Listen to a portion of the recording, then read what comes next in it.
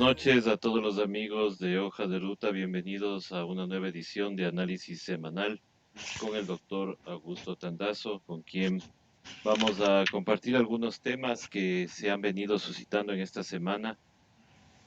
Vamos a tratar también el tema que se ha venido hablando toda la semana, que es estos dos proyectos de urgentes, economía urgente, que se ha enviado a la Asamblea. Y también algunos otros temas que ya vamos a ir desarrollando con el doctor Augusto Tandazo, a quien le damos la bienvenida. Muy buenas noches, doctor. Buenas noches, un gusto estar nuevamente en Hoja Semanal, que es esta red informática, tal vez la que está en el top de las redes aquí en la capital y en algunas partes del país. Así que muy agradecido de ser invitado todas las semanas a este programa. Muchísimas gracias, doctor. Bueno, quisiéramos empezar, doctor. Bueno, primero habíamos hablado un poquito tras micrófono sobre este tema de la preventa petrolera, por ejemplo. En estos momentos en que el petróleo está o topó fondo, lo más fondo posible. Históricamente nunca se había escuchado esta baja tan abrupta, pero obviamente muchos expertos han dicho que esto no va a durar mucho tiempo, sino que ya vamos a recuperarnos. Y alguien por ahí dijo que con la preventa petrolera el Ecuador no había perdido un solo centavo. ¿Esto es cierto, doctor? Muy buenas tardes. Buenas tardes. Es un tema bastante complicado. Yo voy a tratar de hacerlo lo más fácil posible, porque si me meto en Honduras, en cuestiones muy técnicas, no se gana nada con lo que el pueblo le interesa saber. Primero, hay gente que se aprovecha de este tipo de situaciones para ver cómo pescan a río revuelto. Entonces, lo primero que nos dijeron es más o menos se cayó la economía, reventó la economía. Y el precio del petróleo ecuatoriano vale cero. Primera cuestión que hay que hacer entender a las personas. El precio del petróleo no se ha caído. O sea, ha disminuido, pero no es que se cayó a cero. Lo que se cayeron fueron los contratos de venta a futuro. O sea, son contratos especulativos. Porque las modalidades de contratos son diversas para adquirir crudo. Y uno de ellos son contratos que se llama a futuro. Entonces, los contratos que estaban pactados para entregar crudo en el mundo, no me refiero al Ecuador, que estaban pactados para entregar crudo en el mundo en mayo de este año, que es ya mismo, esos contratos se cayeron, porque el mundo, por la contracción de la demanda, y porque se sobrellenaron los stocks de almacenamiento cada país. Esto no se va a entender así nomás. Por ejemplo, los Estados Unidos tienen una capacidad de almacenamiento de 713 millones de barriles de petróleo. Son cifras impensables siquiera de creerlas que existen.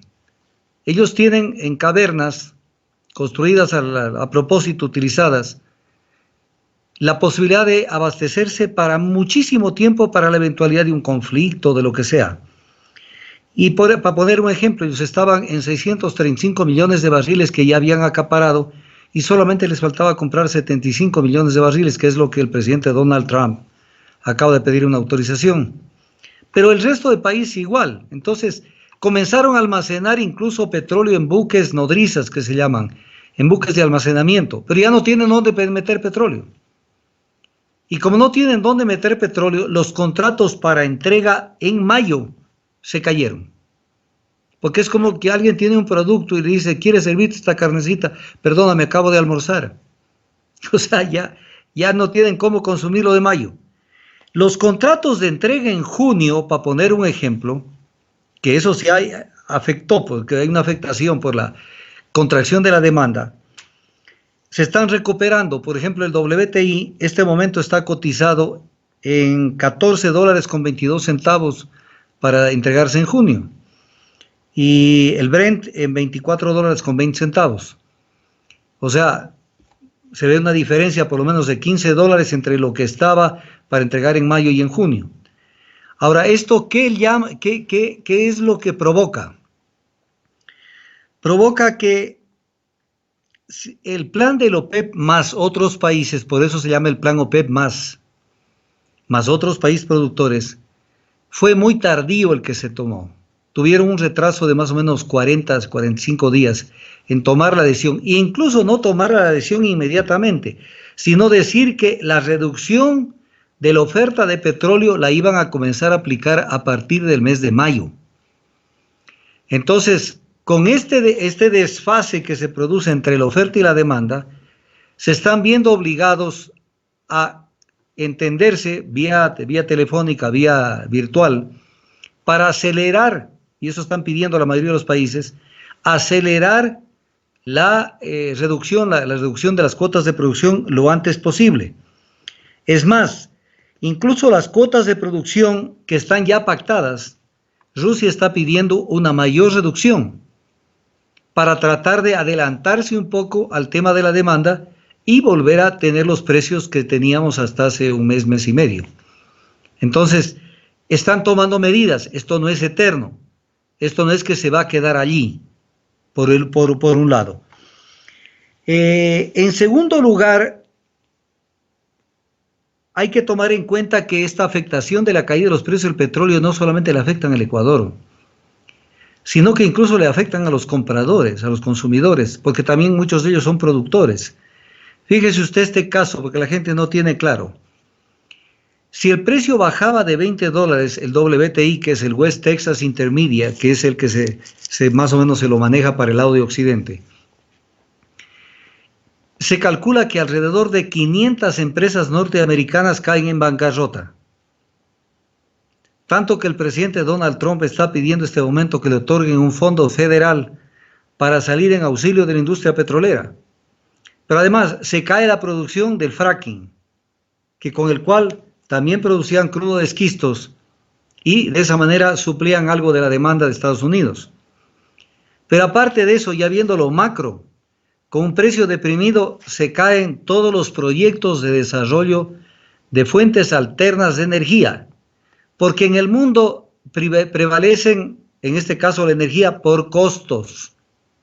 Entonces, cuando el precio del petróleo cae demasiado, los proyectos que están tratando de justificarse para desarrollar otro tipo de fuentes de energía se caen, porque con ese precio no se pueden sostener. Entonces, ¿qué quiere decir? Que hay en este momento una especie de coordinación necesarísima en todo el mundo, porque ese precio no pueden sostenerlo nadie. Por ejemplo, México tomó una decisión, redujo su producción petrolera nada más a nivel de lo que necesita para consumo interno, para utilizar su capacidad de refinación, que incluso la está utilizando a la mitad de la capacidad de refinación. O sea, ¿qué es lo lógico? Parar la producción. Claro. Porque si nosotros paramos la producción, claro, vamos a tener un mejor precio en el cortísimo plazo.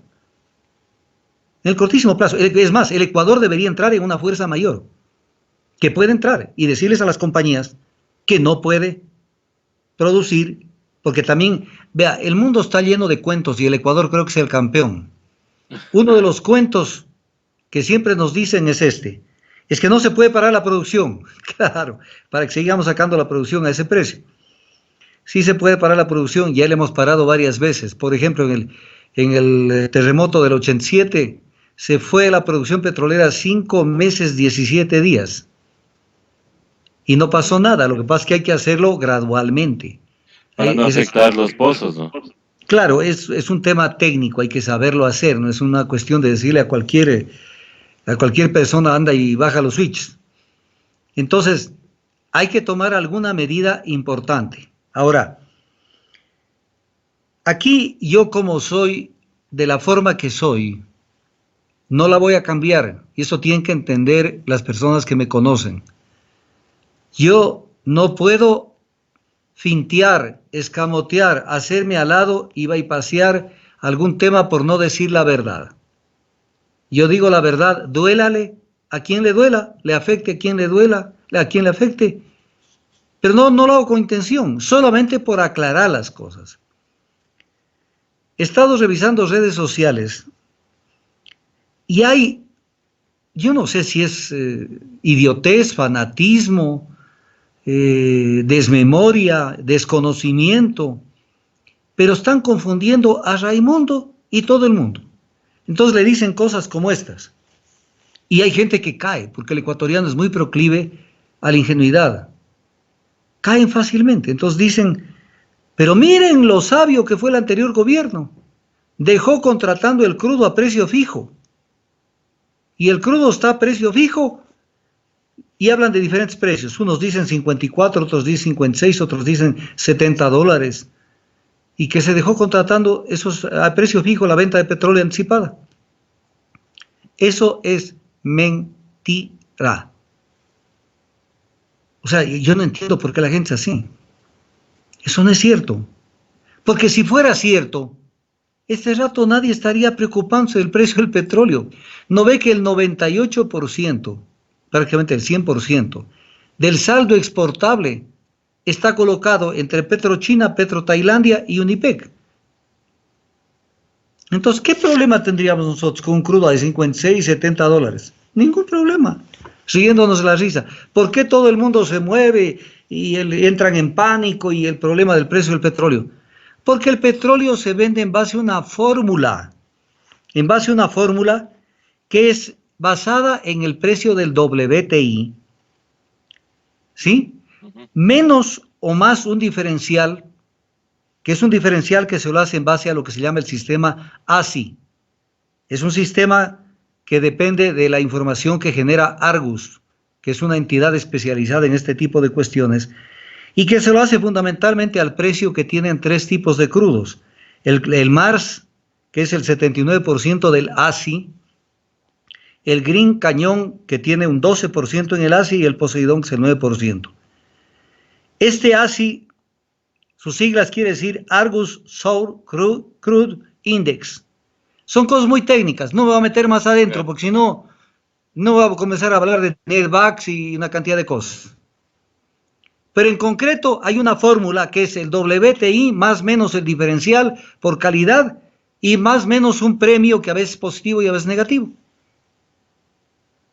Entonces eso se ajusta cada mes en el mes de embarques a cómo esté el precio según ASI, que es la que nos tiene que dar el precio en base a las cotizaciones, y que este ASI depende de Argus y que está relacionado con el West Texas Intermedia. Entonces, ¿por qué le mienten al Ecuador? ¿Por qué le dicen al Ecuador que esos contratos se vendieron a precio fijo? O sea, eso no se lo hace, ni es bueno ni es malo, porque el petróleo puede venderse incluso a un precio superior e igual le hubieran caído encima a la persona que vendió a un precio estable, a un precio determinado. ¿Qué tal que el precio hubiera $100? Que no es nada difícil. Le hubieran matado al que vendió $56. Eso se vende en base a fórmulas que se van ajustando mensualmente ese precio para que rija para los embarques de ese mes. Entonces, qué pena tener que decirles que no es como ustedes lo dicen. No todos, pero algunos lo dicen. Y lo dicen, no sé si alguien suelta esa bola y el resto la comienza a repetir, y cuando nos dimos cuenta, todo el mundo está idiotizado con ese tema. El precio del petróleo, primero en su casi 100%, está comprometido con PetroChina, PetroTailandia y Unipec, dos empresas de China y la otra empresa de Tailandia. Ahora, aquí permítanme hacer una pequeña variante. Claro, siga, doctor. Los precios del petróleo, porque no todos los crudos son iguales, ¿acaso son exactamente iguales? No, es como las cervezas. No es lo mismo la cerveza Corona que la Pilsener y así, o sea, son diferentes los crudos. Tienen diferente composición de gravedad API y diferente cantidad de minerales y de azufre. Y entonces, aquí viene un tema que es también para educación de la gente. Las refinerías generalmente, no generalmente, sino que se construyen en base a la dieta que van a recibir, o sea, la materia prima que van a recibir para procesar. Porque una refinería no es como una licuadora a la que usted le mete bien guineo, o le mete zanahoria, o le mete naranjillas, o le mete lo que le da la gana. Tiene que hacer procesar exactamente lo que tiene que procesar. porque para eso está diseñada, tiene márgenes. Entonces, por logística, por mercados que son más cercanos, por tipos de crudo que son diferentes, porque los crudos en diferentes países son diferentes. Se privilegia el crudo Brent, que se llama un tipo de crudo más liviano, que es un tipo que se vende generalmente a Europa. No es un crudo que se vende acá a América, especialmente a Estados Unidos y a la costa este oeste. El Brent generalmente sale allá. Y sale el ministro de Energía, que yo no sé si le asesoraron mal, porque de pronto no conoce de comercialización de crudo. Y de pronto dice, estamos estudiando a ver si nos cambiamos de fórmula a la fórmula Brent, en base al crudo marcador el Brent. O sea, entonces uno dice, a ver. Yo sé que estamos en el Ecuador, César, pero no abusen. Claro. No, porque cambiarse de crudo marcador no es que va a subir de precio el petróleo. Voy a poner un ejemplo matemático para que me entiendan. Matemático, es un ejemplo. Digamos que el crudo WTI está en $25 y el crudo del Ecuador está en $20 porque tiene un castigo en este momento un poquito inferior el precio. No es que si nos cambiamos al Brent, que digamos en el ejemplo esté en 30, porque es un crudo de mejor calidad y mejor precio que el WTI, no es que automáticamente nos van a pagar 25, sino que nos van a descontar 10. Claro. Se va a hacer un recálculo de la fórmula, porque en el mundo no hay pendejos. Y entonces plantearnos que se va a cambiar el crudo marcador al crudo Brent. Es como que, por Dios, que no nos tomen del pelo. O sea, que no nos tomen del pelo. Y fíjese una cosa de lo que estaba explicando anteriormente, que la gente no tiene claro. La gente decía, y eso es, ¿sabe por qué no lo entiende el ministro? Porque el crudo Brent no se cayó. Se cayó muy poco frente al WTI. Y como nadie le explica, entonces no sabe que el crudo Brent siempre tiene un desfase. El crudo Brent ya está vendido anticipadamente. Y ese crudo era para entrega en junio. Entonces en junio tiene un buen precio. Tanto que a la fecha, por ejemplo, el crudo Brent está hoy a 24.20 para entrega en junio. Pero es en junio. Claro. Ahora, pero Entonces tiene unas confusiones mentales y claro, el Ecuador, y comienzo yo a ver los editoriales en los periódicos y se pegan una mareada de Padre y Señor nuestro, porque conocer el mercado petrolero es un tema de especialización, es un tema muy técnico, que no lo conoce cualquier persona que se atreve a hablar de ese tema. Y aquí han habido más de una persona que habla de ese tema y han pegado unas resbaladas horrorosas. Horrorosas. Entonces, ese es el problema de lo que está pasando, un desfase. Y la OPEP está intentando acelerar este rato la aplicación de la reducción e incluso incrementarla. El que más está planteando este aceleramiento es Rusia. Y en este momento, mire lo que es la política, así es la geopolítica, de lo que estaban que se torcían la cara y no se podían ver con Arabia Saudita, se están cruzando comunicaciones, pero como que fueran los cuates más bien llevados del mundo. Porque ellos saben que tienen que defender el precio, e irlo adecuando a la contracción de la demanda. Contracción de la demanda que ahí tenemos que derivar a otro análisis. ¿Cuánto tiempo la humanidad va a aguantar el tema del enclaustramiento? Ese es un tema que no es que yo lo deseo. Es más, a mí, en lo personal, me parece que si pudiéramos hacerlo, habría que diferirlo todo lo que se pueda. Pero cuando uno ve lo que está pasando en Quito, por ejemplo, en Guayaquil, en el mundo, lo que está pasando en Chile, en Argentina, o sea, se va a desbocar. O sea, la gente no puede parar, porque tienes que comer. Claro. Y entonces, claro, es una cuestión dura decirlo, porque alguien puede pensar que yo soy el que quiero que pase eso. No, pero como yo analizo, para eso somos los analistas, y veo lo que pasa en el mundo, entonces veo que esto se va a desbordar. Que al final va a ser, o nos contagiamos en cómodas cuotas, o nos contagiamos de una sola y que sobrevivan los que tengan que vivir? ¿En cómodas cuotas o de una sola? Que es lo que está planteando más o menos lo que dijo la señora alcaldesa de Guayaquil, ¿no? Que se está planeando esto de la inmunidad de rebaño, o sea, que mueran los que tienen que morir y contagiarse los que tengan que contagiarse. Es que esa es la dureza con la que el capitalismo ve la vida. Para el neoliberalismo, el sujeto de protección o el objeto de protección es el capital, no es el sujeto humano. Entonces, por eso la desesperación de Trump y de mucha gente, de España. A ver, pongamos el ejemplo de España, que también hice un comentario hace unos 10 días en las redes sociales y me cayeron unos cuantos izquierdistas muy queridos, pero que están en la luna. Entonces, yo criticaba las medidas tomadas por el presidente de España, que es socialista. Y él liberó, fue de los europeos el que más pronto liberó el que se comience a entrar a un régimen de trabajo. Y usted no tiene idea de la información, porque yo sí analizo. Yo sí estoy en la información. Se han muerto ancianatos enteros con toda la gente ahí dentro. O sea, si hay algún país donde ha habido realmente un pésimo manejo de la crisis esta del coronavirus, es España. Manejo estatal, manejo de todo tipo. Y cuando algún rato critiqué, salían, pero doctor Tandazo, o sea que usted está de acuerdo con los de la derecha, que es la oposición. O sea, la gente tiene esos esquemas mentales maniqueos.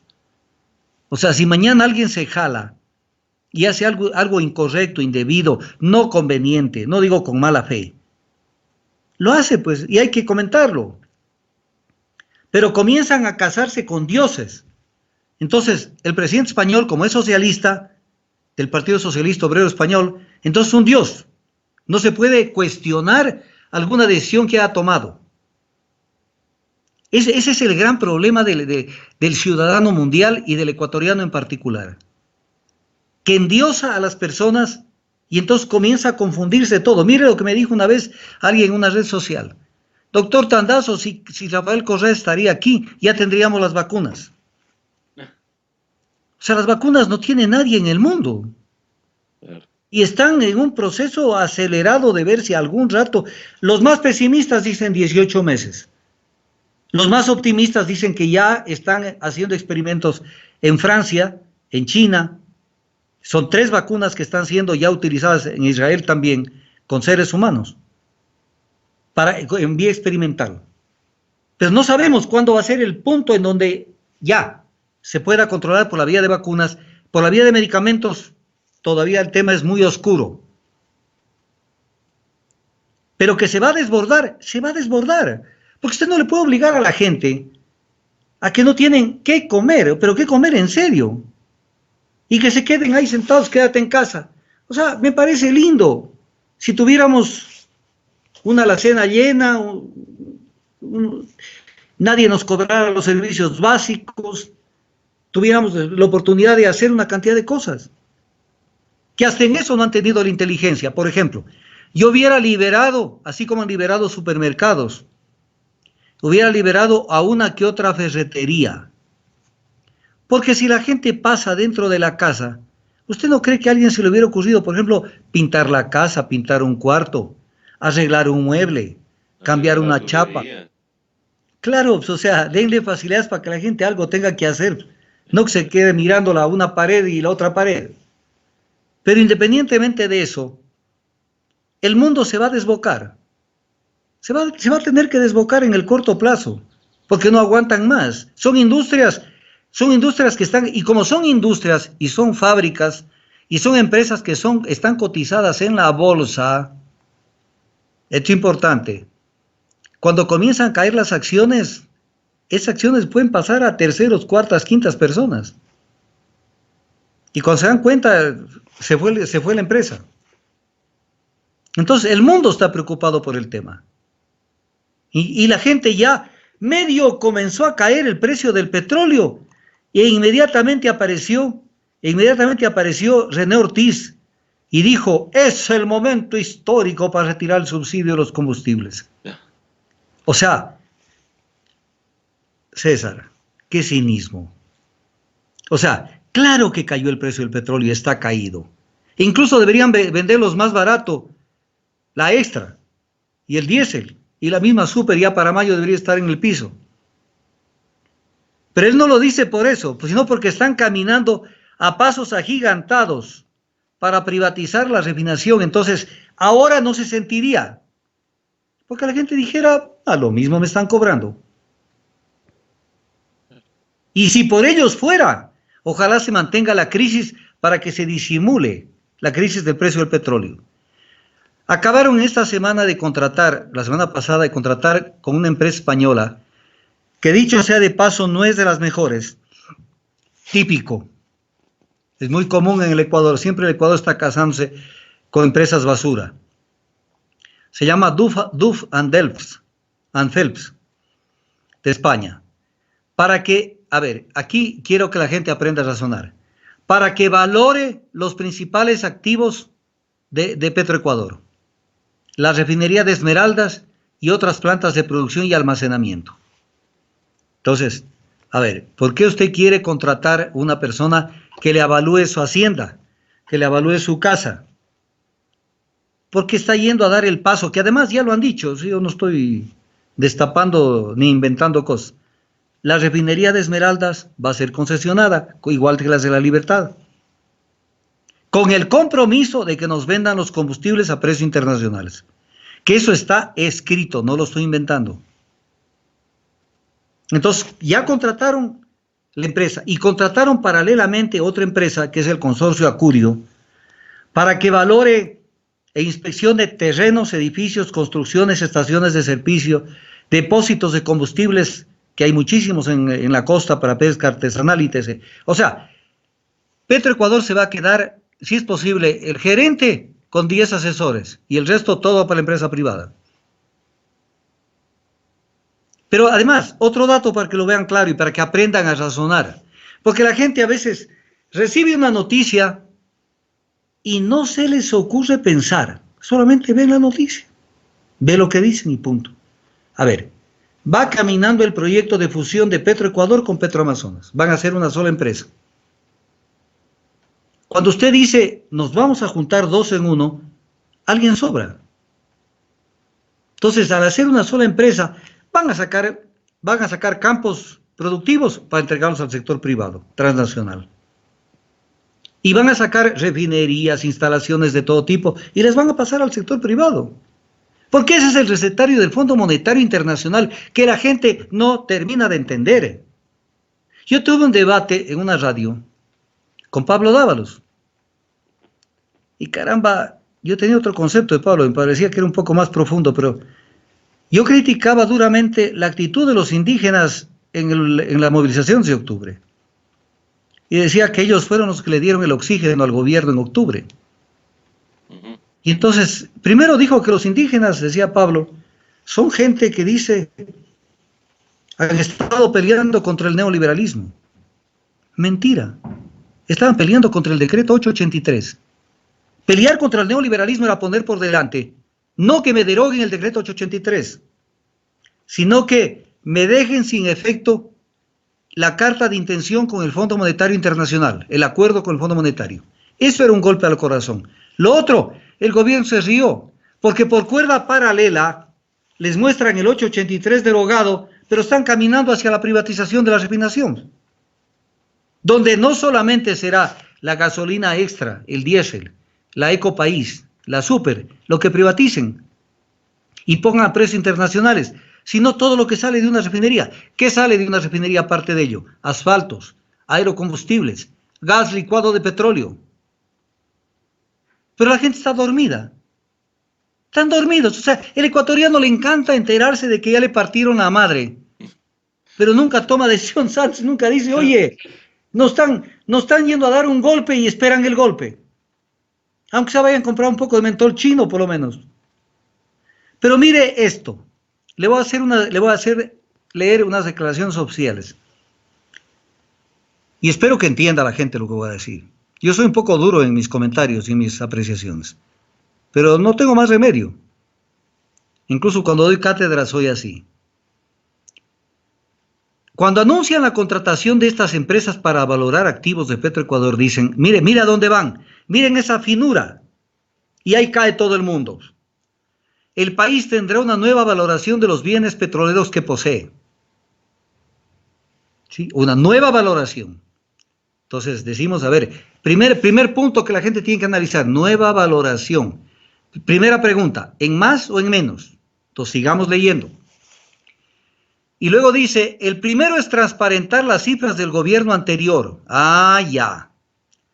Y luego dice, durante la administración del expresidente Rafael Correa, Petroecuador tuvo varios actos de corrupción que pudieron inflar los precios de obras emblemáticas, como la refinería Esmeraldas y el gasoducto Monteverde de Chorrillos.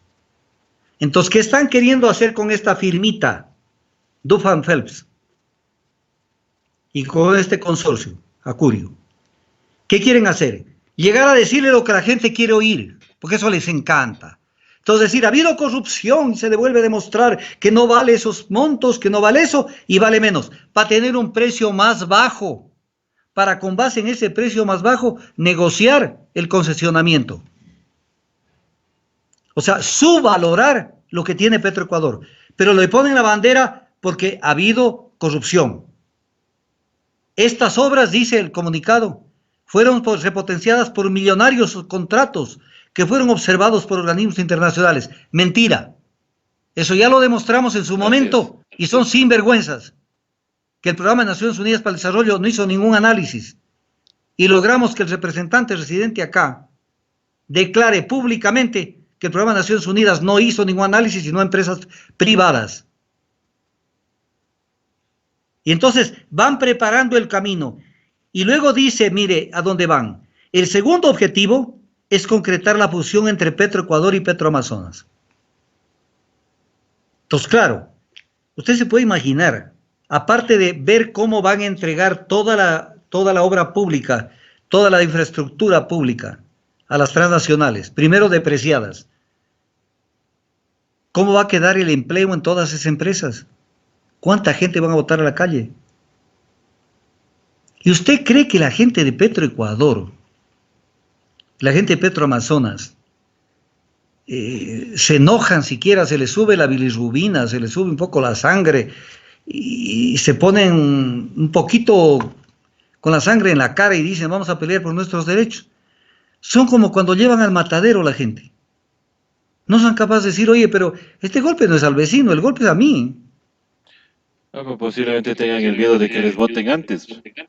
Pero ese es el peor consejo, porque al final los votan. Claro, al final siempre Por les van a ejemplo, votar. pero claro, se los van a votar, y los van a votar como se dice vulgarmente, como a perro. Ya han despedazado en la CNT, a montonera de gente ya la votaron. Tienen dado la instrucción de sacar todos los contratos ocasionales del sector público, dar de baja. ¿Por qué? Porque de un tiempo acá ya no había nombramientos, solo contratos ocasionales. Entonces, con eso se va Raimundo y todo el mundo, contratos ocasionales. Son exactamente 180.809 personas a la calle, que son 180.809 familias a la calle, que también no se dan cuenta porque piensan solo del un lado, pero no ven el otro lado. ¿Cuál es el otro lado? Son gente que sale, pero son gente que tiene que pagar tarjetas de crédito, porque se endeudaron. Y que tienen que además hacer consumos. Son agentes económicos. ¿Y eso qué va a hacer? ¿A quiénes va a afectar? A los bancos, a los dueños de las tarjetas de crédito. Pero la gente no ve, ni el mismo gobierno creo que se da cuenta que está provocando una recesión. Prácticamente el Estado está yendo a una especie de insolvencia fiscal. Y entonces, todo esto camina. Y en medio de lo que esto camina, los medios de comunicación que nunca como antes, los hemos visto tan serviles a los intereses de un determinado gobierno. ¿Por qué? Porque este gobierno sirve a los intereses de ellos, que son los neoliberales. Titular del día de hoy, del diario El Comercio. ¿Qué es lo que dice? Las funciones judicial de transparencia y electoral del Ecuador. Se pregunta el diario El Comercio, apoya la reducción de sueldos y luego hace todo un análisis. Entonces, ya induciendo a la gente, cuando uno analiza lo que dice la nota de prensa, Es como que si Cristian Cruz, presidente de la, que es el presidente del Consejo de Participación y Control Social, él toma la decisión, se les baja los sueldos. Si la presidenta del Consejo de la Judicatura toma la decisión, se baja los sueldos a la función judicial. Y si la señora Tamaín toma la decisión, se le baja los sueldos. No, señor. ¿Qué dice la Constitución en el artículo 426? Esto a mí me encantaría tenerlos debatiendo a los del comercio y al final decirles sinvergüenzas. ¿Qué dice el artículo 426? Todas las personas de la Constitución, norma suprema que prevalece sobre cualquier ley, sobre cualquier resolución de la Asamblea, sobre cualquier decreto, sobre cualquier acto, acto administrativo. Todas las personas, autoridades e instituciones están sujetas a la Constitución. O sea, aquí no hay islas. No es que la función electoral veremos qué hace con los sueldos, y veremos qué hace la función judicial, y veremos qué hace la función de transparencia, o la ejecutiva, como que pensará que es monarca Moreno. Pero ¿qué dice el artículo 328 de la Constitución? El pago de remuneraciones no podrá ser disminuido, salvo con autorización expresa es escrita, firmada de la persona trabajadora. No es que por ahí un ministro o la presidenta de la función dice, y les llamo a colaborar, y esta colaboración por el bien de la patria, es inconstitucional. Es como cuando piden lo mismo en el proyecto de ley humanitaria, que además son sinvergüenzas. Ponerle de nombre proyecto de ley humanitaria a un proyecto para bajar las remuneraciones. ¿Qué es eso? O sea, que no... O sea, es tomarle del pelo al país.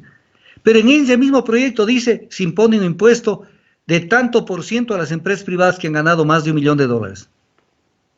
Los impuestos no se pueden aplicar con efecto retroactivo.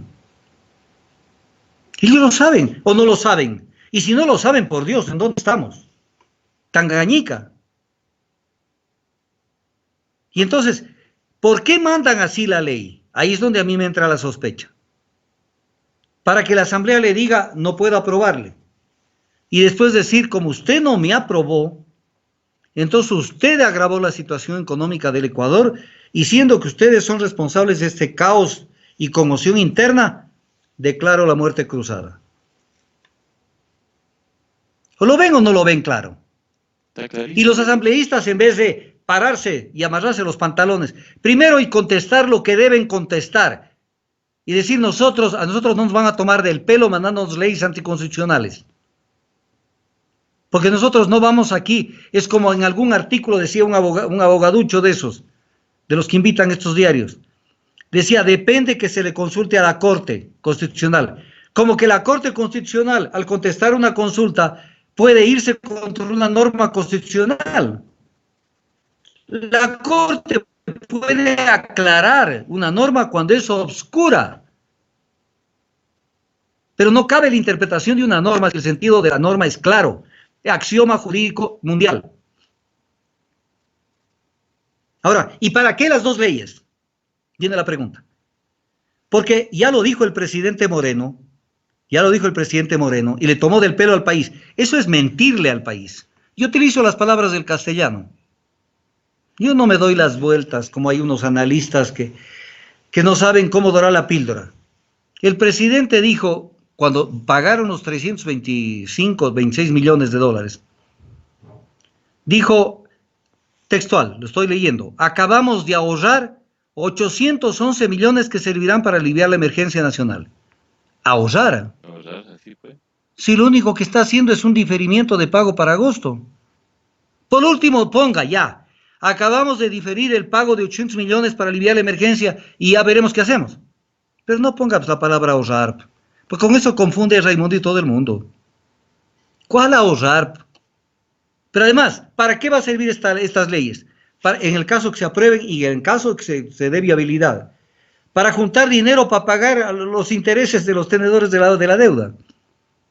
Cuando la ONU, la organización, el Banco Mundial y todo tipo de instituciones están bogando la CEPAL porque se negocie diferimientos, pero no de 4 o 5 meses ni de 3 meses, sino diferimientos en serio, 2 años por lo menos, en los temas de deuda.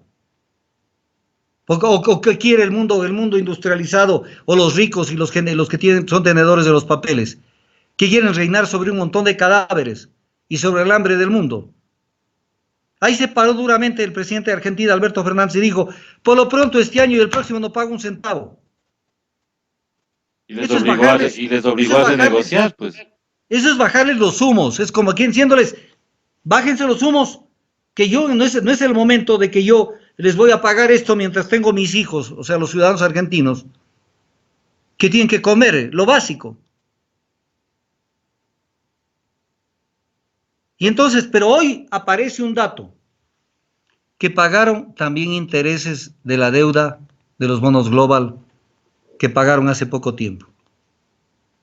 Apareció un dato de que pagaron 17 millones de intereses. Y en este momento, mientras usted y yo estamos hablando, el Ministerio de Finanzas no sabe qué hacer para sacarlas de andar, porque le dijeron al país que no pagaron un centavo de intereses, y sí pagaron. Claro que pagaron. Eso es lo que mintió el ministro de Finanzas a la Asamblea, Pero ahí está, inclusive. pero está ahí, pues, y nadie le toma nada. Mire, yo un rato de eso acompañó y me pongo a llorar de la ternura. Paul Granda sigue insistiendo en que le acepten la renuncia, cuando lo que tiene que hacer es destituirlo. Claro. Y el presidente Moreno no quiere dejar que se vaya. ¿No ve que su familia trabaja con la esposa del presidente? Claro. Y entonces, ¿a dónde cayó ya el gobierno? ¿En dónde llegamos a caer? Nunca hemos caído tan bajo, ni en las peores crisis que hemos tenido de gobernanza. No hemos tenido una situación como la que estamos viviendo. Entonces, un tema sumamente grave, porque vemos que esto no tiene piso. No tiene piso, y porque tienen una decisión absolutamente firme en continuar su camino de aplicar el recetario del Fondo Monetario, en plena crisis y en plena pandemia. Entonces, el tema es sumamente grave. Lo que sí podemos decir, y que no podemos dejar de decirlo, es que el Ecuador está viviendo una crisis política y una grave conmoción interna. O sea, estamos viviendo eso. Las mentiras de los muertos. O sea, ya les demostramos que las cifras que publica la Secretaría de Riesgos no son reales. Para nada. Y todos los días sigue saliendo el mismo boletín, y el mismo boletín, y el mismo boletín. Y o sea, no tienen... mínimas de fallecidos A ver, volvemos a repetir el análisis, volvemos a repetirlo. Jorge Guate, que es el encargado del tema de los entierros y todo que le encargaron. Además, le encargaron a quien maneja Ban Ecuador, el Banco Ecuador. O sea, no entienda, ¿no? Claro. Pero ok. Él dijo, en los primeros 15 días de abril, se retiraron en Guayaquil, o sea, no dijo en el Ecuador, de las casas, o sea, de todos los que murieron en casas y hospitales, 6.700 personas. Dice, de esos, alrededor de 1.000 fueron por causas naturales. ¿Qué queda? 5.700 personas en 15 días.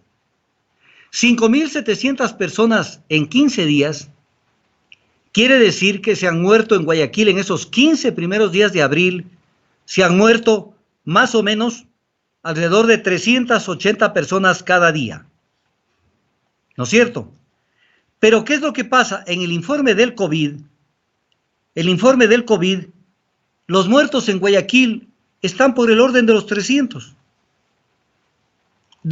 Contabilizados desde el 22 de febrero a la fecha.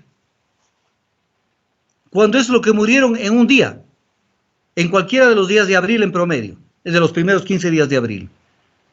Y no tienen vergüenza y siguen sacando ese informe. Y ese informe lo replican en el exterior.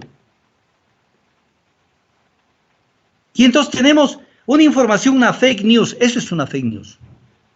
Es una noticia falsa que la reproducen y todo el mundo la reproduce. Yo prendo Telesur y lo primero que hay es el reporte de lo que pasa en el mundo y aparece la reportera del Ecuador de Telesur, que repite las cifras del informe oficial. O sea, ese informe oficial no tiene el menor atisbo de veracidad. No tiene. Entonces un gobierno que ha manejado así, que mandó a comprar las pruebas a destiempo. El 26 de marzo inició el procedimiento de compra de pruebas. 26 de marzo. Cuando ya se habían muerto en las casas y estaban no sé cuántos días apestando ya una cantidad de gente fallecida y otros quemados en las casas. Entonces hay una grave conmoción interna, claro que la hay. ¿Pueden manejar el tema de abastecimiento de servicios básicos? No lo pueden manejar y no lo van a poder manejar, porque somos el país más crítico de América Latina. ¿Por qué somos el país más crítico de América Latina?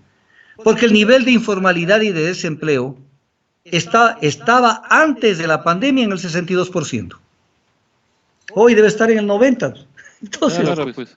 Entonces, o sea, y pretender que quédate en casa.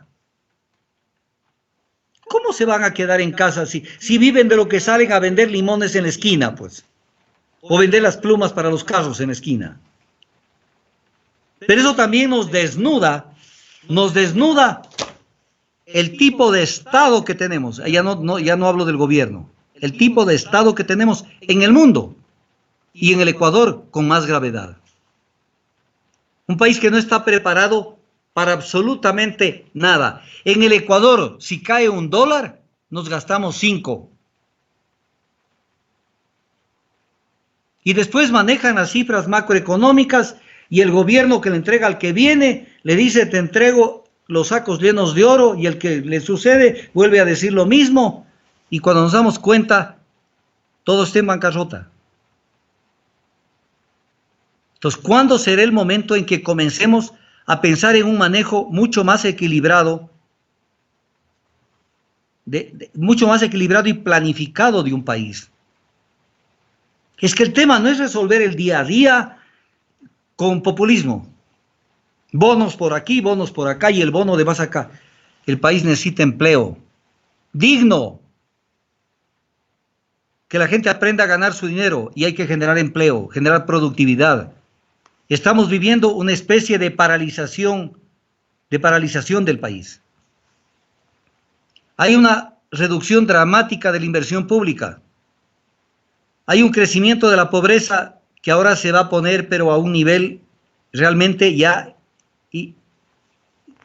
prácticamente inmanejable. La Reserva Internacional al piso, tanto que tuvieron que sacar oro para que tengamos un poco de dólares para sostener la balanza de pagos. La deuda pública interna y externa, o sea, nos asfixia.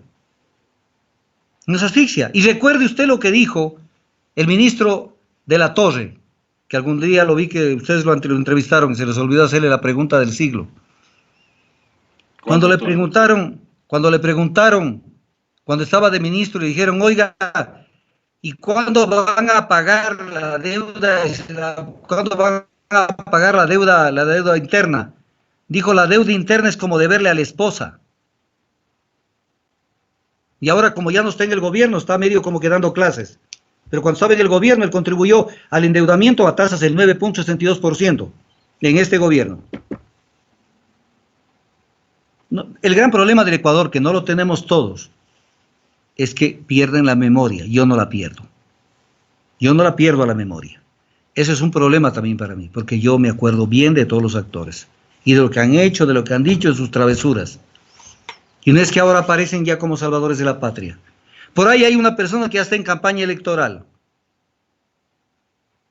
que está bien, que ayuda a su ciudad, pero es una campaña abierta, que se ve y ya comienzan a moverse los hilos para promocionarlo. Pero tras ese candidato está Gustavo Larrea, que es el mismo que está manejando el gobierno ahora tras bastidores. Y la gente no se da cuenta porque son ingenuos.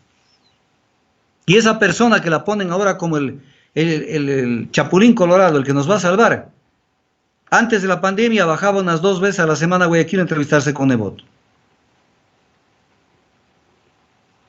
Pero la gente es ingenua, ¿qué podemos hacer?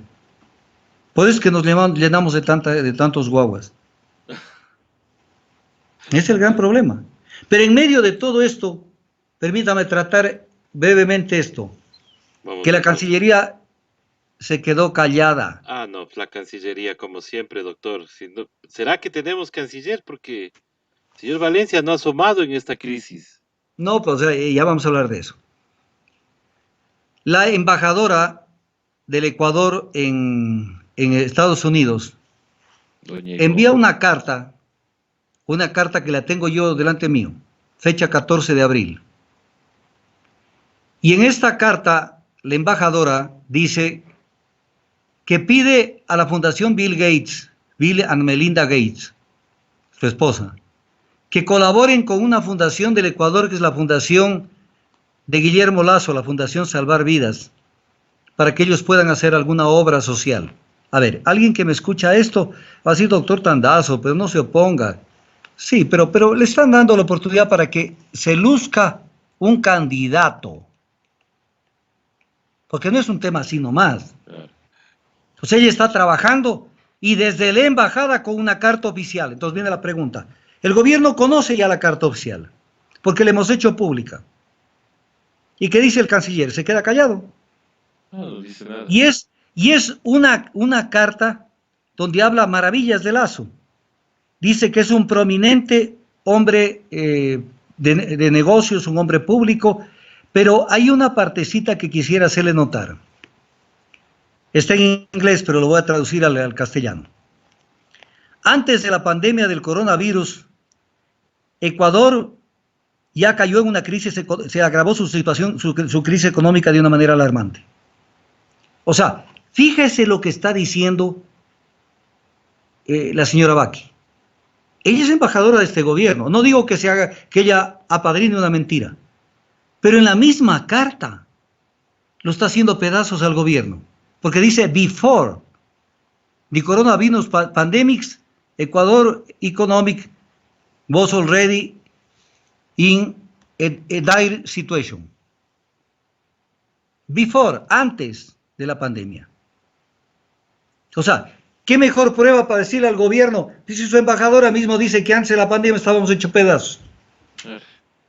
Y se quedan calladitos porque es la plata para el PANA, para el Lazo.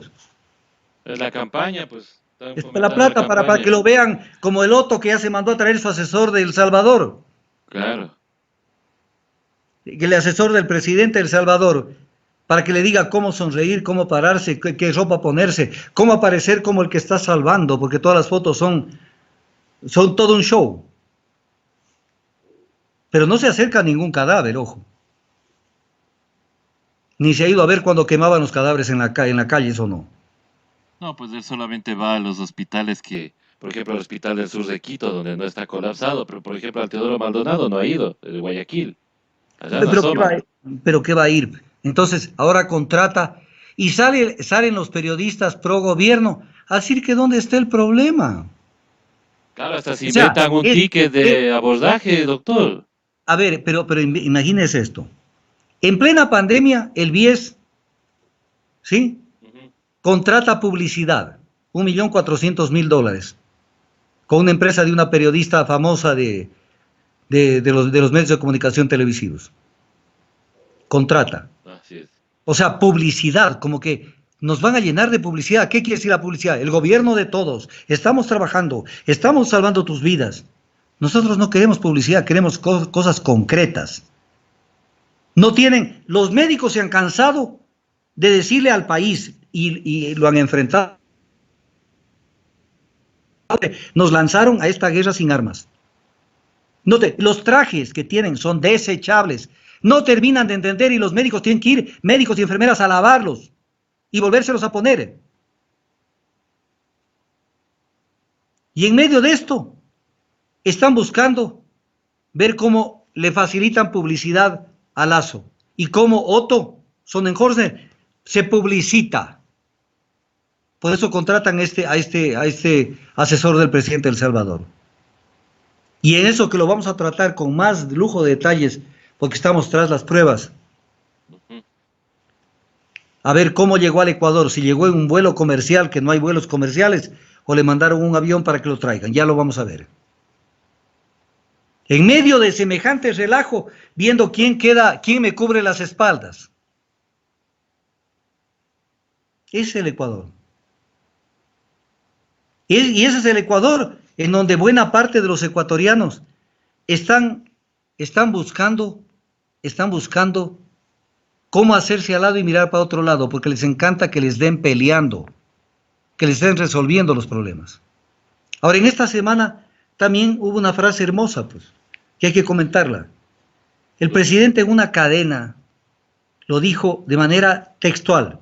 Si no ayudan, refiriéndose a la asamblea, creo que era la asamblea porque estaba mandando ese día los proyectos de ley. Si no ayudan, por favor no estorben. Entonces yo le puse en los twitters algo que era, si te quedó grande el cargo, no estorbes, porque ni siquiera se te ve.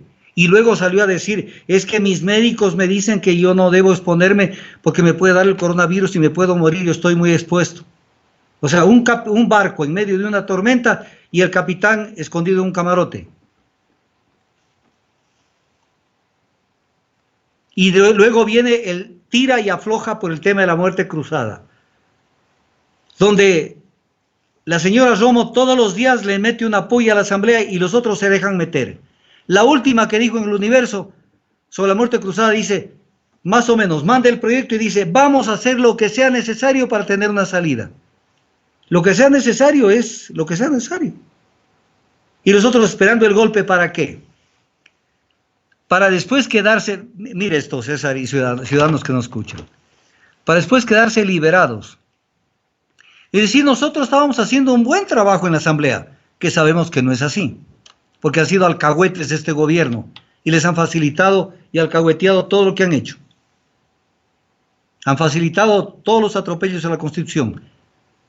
Entonces, mañana decir, nos mandaron a la casa con la muerte cruzada, pero aquí estamos para el segundo round y entonces ver qué hacemos con nuestros partidos para las próximas elecciones. Por eso es que no salen a la pelea.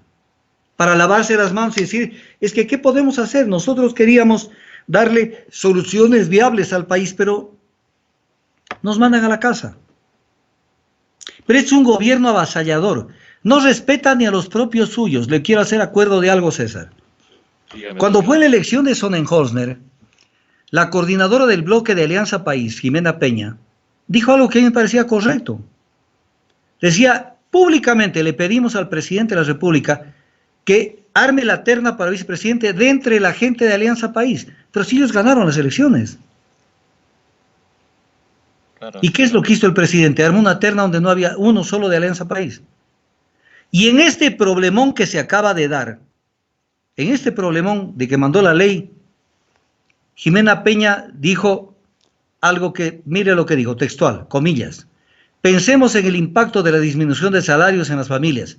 Estas medidas generan una cadena de retrocesos. La jefe de la bancada del partido de gobierno. Luego dijo, comillas, señaló que no ha existido un acercamiento del Ejecutivo a la bancada legislativa para abordar la propuesta. O sea, ustedes son de segunda, solamente alzarán la mano. Si le sacamos una bandera de tal color, quiere decir que alzan la mano. Si le sacamos de otro, bajan la mano. No los respetan. Pero luego, mire lo que dijo Jimena Peña. Peña recordó que uno de los problemas que originó que el proyecto de crecimiento económico, la ley que mandaron en noviembre, fuera negado y archivado en noviembre pasado por la falta de coordinación del Ejecutivo con la Asamblea. ¿Qué es lo que está diciendo? Entonces, es un avasallamiento no solamente a todos, sino incluso hasta a su propia bancada. A los que les sirven, pues, ¿no? A los que les sirven, a los que le han salvado de esto y de lo demás acá. Y Litardo no le duele ni siquiera la muerte de su madre, que murió con el COVID. Porque murió con el COVID y él comunicó mediante un Twitter que murió con el COVID su madre. Y todo es esperemos, analicemos, rechazamos. 2021. Miremos. No tienen vergüenza. No. O piensan que nadie les va a pedir explicaciones. ¿O no será, doctor, que están justamente blindándose para que pueda haber una salida de este gobierno y sin que se les pida cuentas, por ejemplo? Lo que quieren es facilitarle al gobierno que dé el paso adelante y tire la muerte cruzada. Y ellos después hacerse las víctimas y decir, no pudimos ir más allá porque nos sacaron. Claro. Pero sí podían ellos ir más adelante y aplicar el artículo 130 que tiene la misma causal y decirle al presidente, primero, está escondido. Segundo, crisis de gobernanza, no sabes manejarlo al país. Crisis de credibilidad, no sabes cómo manejarle. Pusiste la carreta delante de los caballos y pagaste la deuda cuando las prioridades eran en ese momento detener el crecimiento de la pandemia. Estás caminando hacia la entrega de activos del Estado porque no ha parado ese proyecto y estoy demostrándolo. Y seguían por la hoja de ruta, aunque tomamos el nombre del programa, del Fondo Monetario Internacional. Entonces tienen ellos, el uno puede aplicar el artículo 148, en este caso los asambleístas, como el presidente puede aplicar el artículo 130. Y también en la mitad hay el 135, que pueden con una junta de médicos hacer que califiquen incapacidad física del presidente porque él mismo dice que no puede salir y proceder a una destitución. O sea, salidas hay, constitucionales. A mí no me van a decir que yo soy golpista. Son salidas constitucionales. Y el que en algún momento por ahí en un medio dijo que yo estaba intentando aupar al golpismo, era uno de los que fue golpista, confeso y declarado en uno de los golpes de Estado anteriores. Entonces son sinvergüenzas.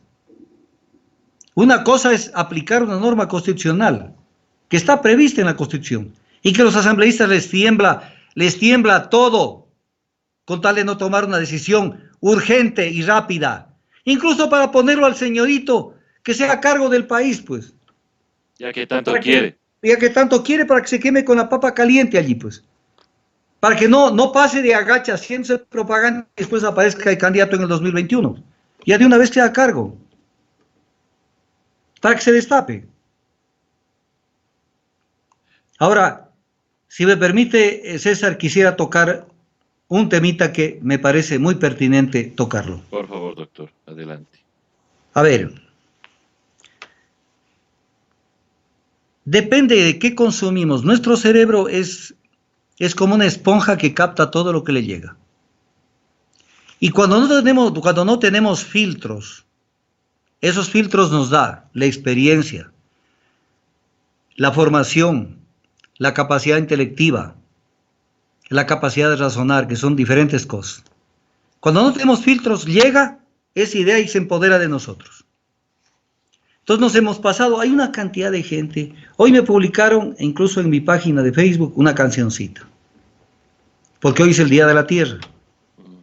Y una cancioncita pegajosa, más o menos. Salvemos la tierra.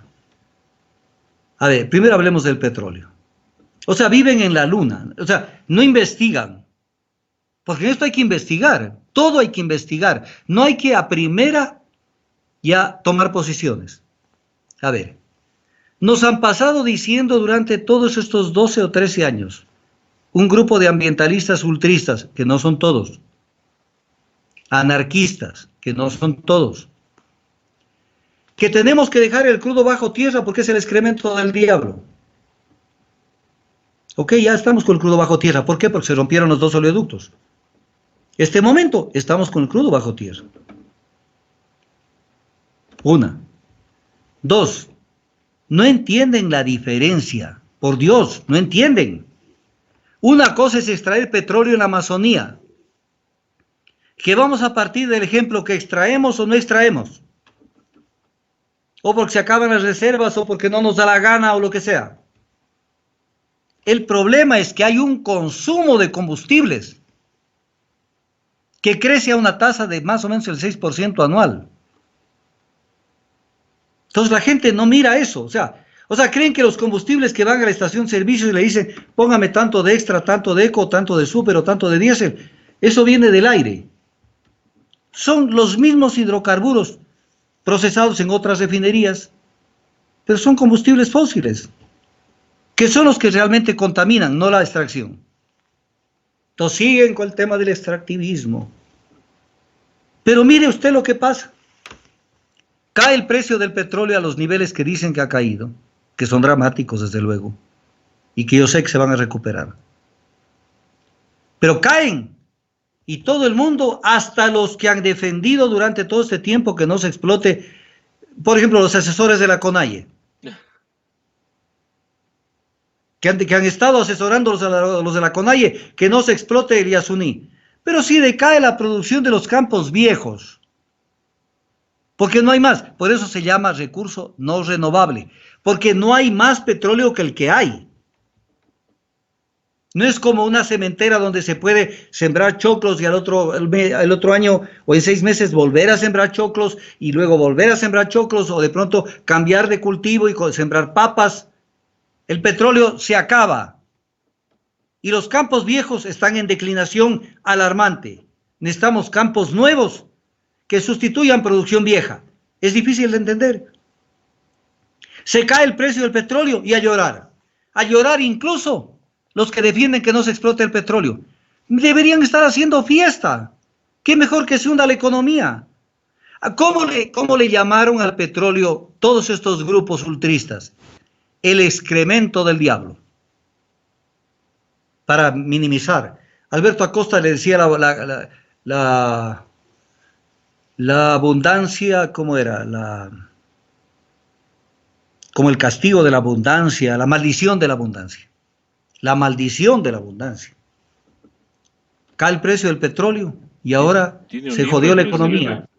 Y ahora todo el mundo a llorar porque, primero, que tengamos petróleo, y segundo, que nos paguen más por el petróleo. Porque se van dando cuenta que se puede romper. Y salga a decir una montonera de esta gente, cuidado porque estamos en peligro de que se caiga la dolarización. Pues sí, deberíamos estar produciendo 740.000 barriles. Y a propósito, el gobierno bajó la producción para no darle recursos a Petroamazonas y para hacer que los campos tengan menor valor para poderlos entregar a las privadas. Para venderlos más barato. Más baratos. Y entonces, pero lo que no entienden es esto, que el mismo excremento del diablo, que voy a utilizar la palabra, hasta el Papa utilizó esa palabra cuando hablaba de los medios de comunicación. Él hablaba de la coprofilia y decía el amor a la caca que tienen determinados periodistas. Eso lo dijo él, ahí está el video que yo lo publiqué y mucha gente lo publicó. El excremento quiere decir la caca. Pero la caca es de dos maneras la caca. La caca cruda, que es el petróleo, y la caca refinada, que son los combustibles. Pero es la misma caca. ¿O qué crees que cuando se carga, y esto lo digo al ciudadano, cargas el combustible, no es la misma caca?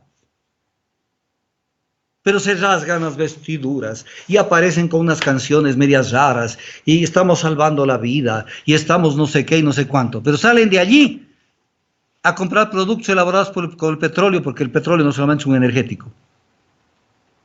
Y entonces más bien deberían hacer una fiesta. Estamos con petróleo, primero no podemos, estamos produciendo una cantidad mínima solamente para que se sostenga en los tanques de almacenamiento. Hoy me parece que estaba en alrededor de 80.000 barriles diarios, hasta que se llene los tanques del oriente. Pero no más. Entonces, hagan una fiesta, más bien vean. Incluso hubo una persona que dijo, esto no está malo. Vean cómo nos estamos liberando de la producción petrolera. Pero esta persona, que no quiero decir la palabra exacta, esta persona no medita que nos estamos liberando de producir petróleo, pero no nos hemos liberado de consumir combustibles. Es tan difícil de entender. En los últimos 10 años ha subido el 70% el consumo de los combustibles en el Ecuador. ¿Y qué creen que...? O sea, y ahí es donde se contamina. Porque la contaminación ambiental no se da cuando se extrae el petróleo. Se da cuando se combustiona un motor. Sea de una industria, sea de un carro. Ahí se emite el CO2. Entonces, es otro momento importante, César, para hacerles decir a la gente, aterricen. Ya olvídense de tanto cliché y de tanta pavada que tienen en la cabeza. Es un producto que todos quisiéramos que no exista, por ejemplo. Pero ¿saben qué? No nos moriremos nosotros, que somos una generación más que tiene más años. Se morirán los que hoy están naciendo, hoy, 22 de abril del 2020, y ellos tendrán mayor dependencia del petróleo. Y creen que está a la vuelta de la esquina el dejar de consumir petróleo. Solo los ignorantes pueden decirlo eso, porque leen 2 o 3 artículos hechos por otros ignorantes. Pero viene también el tema que hoy justamente estamos conmemorando el Día de la Tierra. Y se han desatado en el Día de la Tierra. ¡Qué mejor oportunidad! El hombre es el peor depredador que puede haber sobre el planeta. Y lo estamos matando a la Tierra. Y ya, incluso hay una canción que yo no, a propósito no la saqué en el Facebook, en mi página, para que lo oigan, y le hice un comentario chiquito, donde incluso dice, si seguimos así vamos a terminar como los dinosaurios. Los dinosaurios no los mató el CO2. Los dinosaurios murieron porque nos cayó un asteroide de la gran flauta. Entonces viene el tema. La Tierra tiene más o menos 4.500 millones de años. Es más o menos la vida de la Tierra. El ser humano se discute y son discusiones bizantinas. Son parecidas a la de los médicos hoy, que unos dicen que ya tienen el medicamento del coronavirus y otros que todavía no. Y unos le dicen que tiene que consumir tal cosa y otros otra cosa. Entonces, ¿cuánto es lo que se calcula que el ser humano tiene de pisar la Tierra? Es una discusión que va entre 300.000 años, 700.000 años, no pasa del 1.000.000 de años. No pasa. Y la Tierra tiene 4.500 millones de años. Por lo tanto, si se mide la vida de la Tierra, el ser humano es un huésped reciente de la Tierra. Reciente, o sea, acabó de llegar. Pero antes de la presencia del ser humano, la Tierra vivió ciclos de vida y muerte, pero cualquier cantidad, donde desapareció la vida.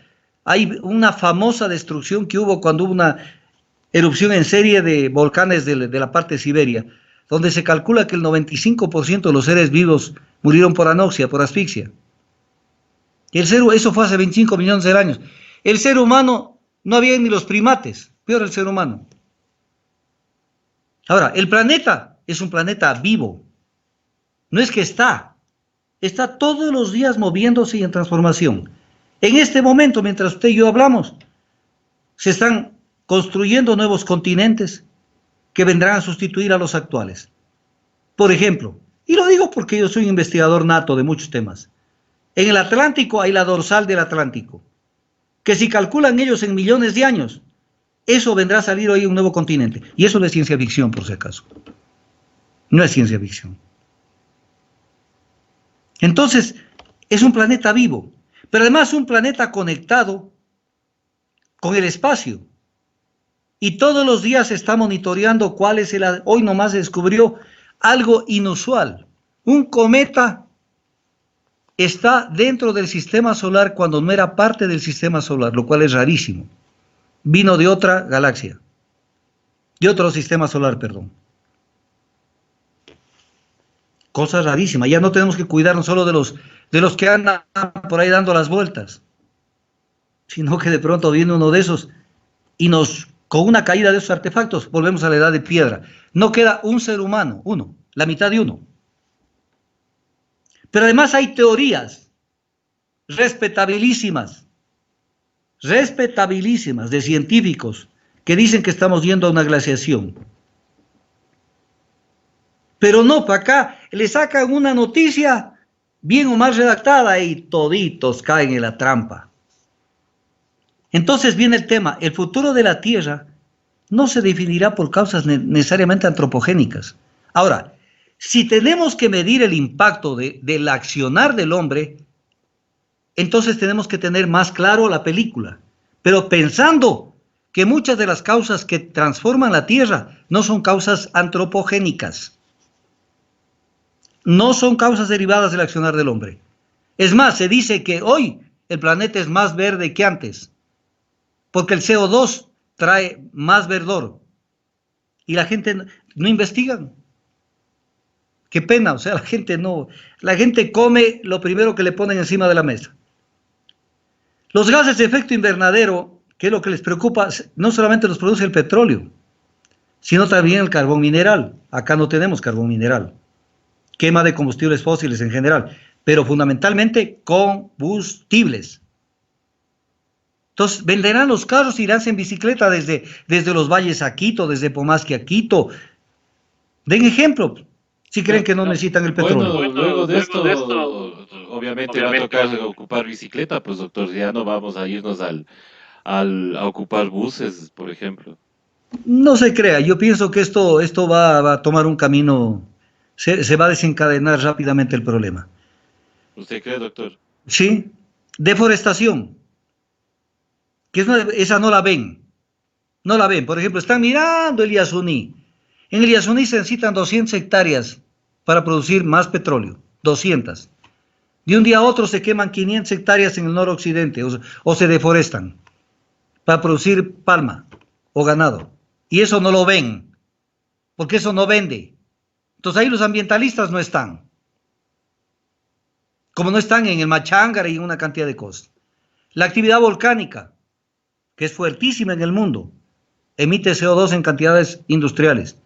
La disolución de las calizas en las aguas de mar, que provoca una reducción de la masa vegetal y de los microorganismos marinos, que son los que fijan el carbono para producir el oxígeno y realizar la fotosíntesis. La descomposición de los seres vivos, la respiración de los animales, incluso de nosotros. Cada vez que respiramos emitimos CO2, dejemos de respirar. Claro. Pero viene el tema, lo hacen aparecer al ser humano como que es lo peor del planeta. Pero el ser humano invierte los procesos que privilegian supervivencia. Por ejemplo, hoy están trabajando en el mundo a ver cómo controlan este bicho, que es un bicho que solamente se lo puede ver con un microscopio, pero que nos puede matar a un 5, 6, 10% de la población mundial. Y están trabajando día y noche y muriéndose médicos y enfermeras y laboratorios trabajando día y noche para descubrir el medicamento y la vacuna. El ser humano trabaja en privilegiar a los más débiles, no a los fuertes. Se crean derechos humanos. En la ley de la selva, el más fuerte es el que manda sobre el resto de animales y sobre las demás especies. El desarrollo de la medicina. No hay un animal que haya desarrollado la medicina. Porque la medicina no son las plantas únicamente. Y si no, ¿por qué no sacan? Yo soy un poco duro en mis comentarios, César. ¿Por qué no sacan y le mandan a traer una delegación que nos digan con los saberes ancestrales cómo lo combatimos al coronavirus? Porque además una planta tiene este pro y este en contra. Una planta, por ejemplo, usted le dicen, tómate una agüita de no sé qué, que te hace bien para el hígado. Entonces se toman, pero ese le hace pedazos al páncreas, o le produce arritmia. Claro, como no conocen la composición química, solamente ven que sí se apaciguó un poco, pero tienen efectos colaterales.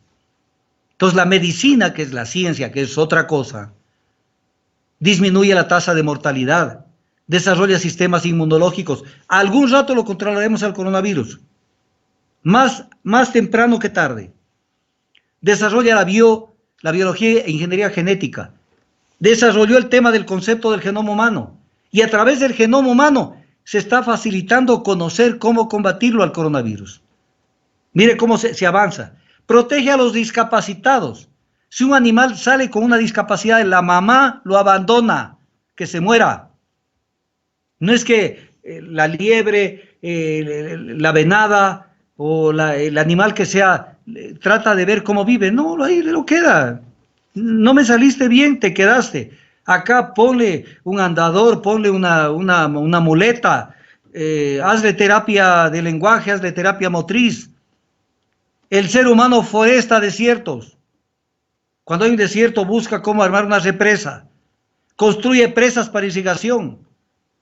Desarrolla las mismas políticas de protección social y ambiental que han caminado. ¿Quiénes han desarrollado la tecnología ISO 14001 para que la explotación de recursos naturales sea de una manera más amigable con el ambiente?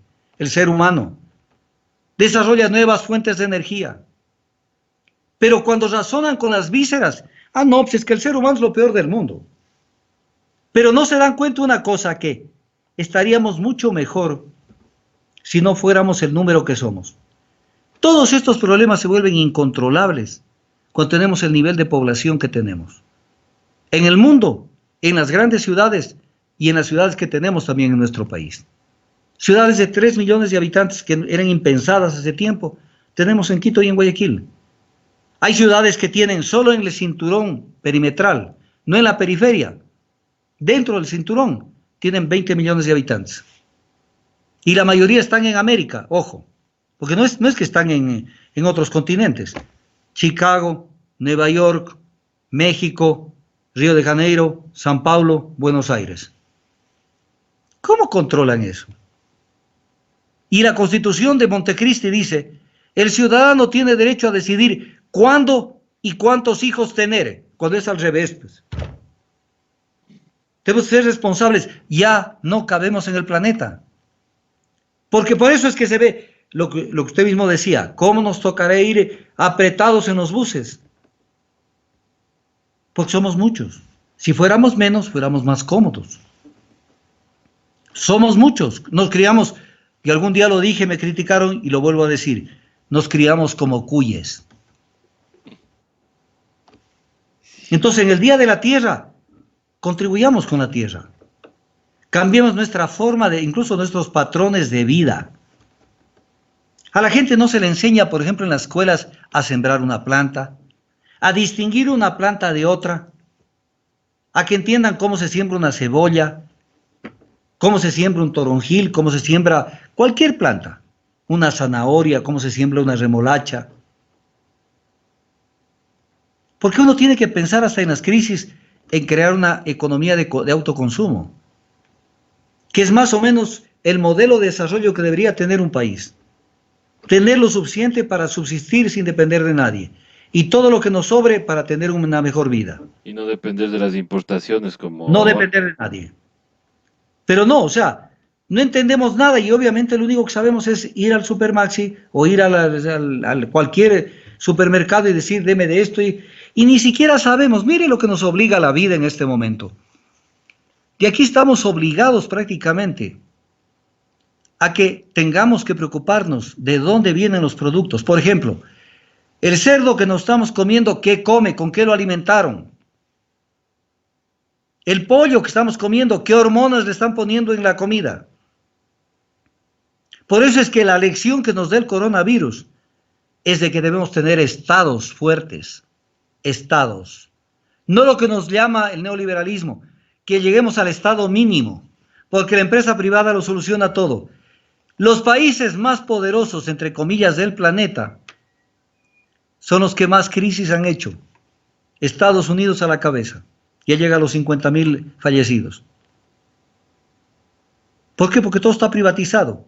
Y Estados Unidos tuvo que pedir auxilio a Rusia y otros países para que les vengan trayendo lo mínimo mascarillas. Porque no hay una política de Estado. Acá tampoco la tenemos. Porque aparte que aquí no hay una política de Estado, nos comemos todos los recursos que tenemos. No ahorramos nada, no tenemos fondos de contingencia, no tenemos absolutamente nada. Y cuando alguien dice, hay que hacer esto, ¿cómo? Si hay que hacer inversión social, pero también hay que capitalizar. China, para ser la potencia que es actualmente, tuvo que capitalizar. ¿Cómo no quisiéramos ser una China? No por el coronavirus, sino por ese nivel de prácticamente que casi a ratos lo pone de rodillas Estados Unidos. ¿Pero por qué? Porque se fajaron la correa, pues. Y aprendieron, sacrificaron 2, 3 generaciones, pero aprendieron a capitalizar. Y luego a desarrollar tecnología. Acá no. Acá, yo me acuerdo de Carlos Julio Arosemena, famoso, porque inventó el 13º sueldo, el 14º sueldo, el 15º sueldo, el 16º sueldo. Chuta, pero lo más importante es generar empleo. Empleo. Y obviamente calidad de empleo y calidad de remuneración, pero empleo. Somos un país especulativo, no somos un país productivo. Nuestra industria es de aperro y sacan pecho, la Cámara de Industrias, vergüenza debería darles, ni mascarillas pueden hacer. Sí. Entonces, este es el momento de pensar cómo es la vida, qué debemos hacer, como para por lo menos entender en qué planeta nos tocó aterrizar y obviamente respetarlo un poco más al planeta. Pero respetarlo desde una visión diferente. Y el mayor respeto que vamos a hacer es controlemos población, porque incluso estamos caminando en terrenos contrarios. ¿Cuáles? Mientras el desarrollo de la medicina hace que las expectativas de vida cada día crezcan más. Hay unos estudios que son, el ser humano se entiende que al año 3000, el ser humano vivirá entre 300 años o 700 años. Ahí está la discusión. Comenzando por un gran salto que va a haber a 120 años ya mismo. Entonces uno dice, a ver, ¿se va a prolongar la vida? Primera pregunta. Los jóvenes van a decir, ojalá que no, porque creen que ellos no van a llegar a viejos. Pero si llegamos a 120 años y nos jubilan a los 60, 70, y después, ¿qué hacemos? Y somos más y siguen haciendo más. Ya serán tatarabuelos más que tatarabuelos. Y seguimos creciendo y creciendo. ¿A dónde?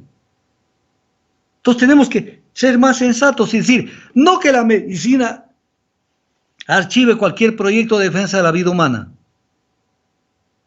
sino que la medicina siga con sus proyectos, pero que comencemos a convencerlo al ser humano que tenemos que ya parar el crecer de la manera como estamos creciendo. Esa África que la vemos, claro, que le dicen esos estudios, la causa es la explotación, sí, también es la explotación, pero también deja de criar tanta gente.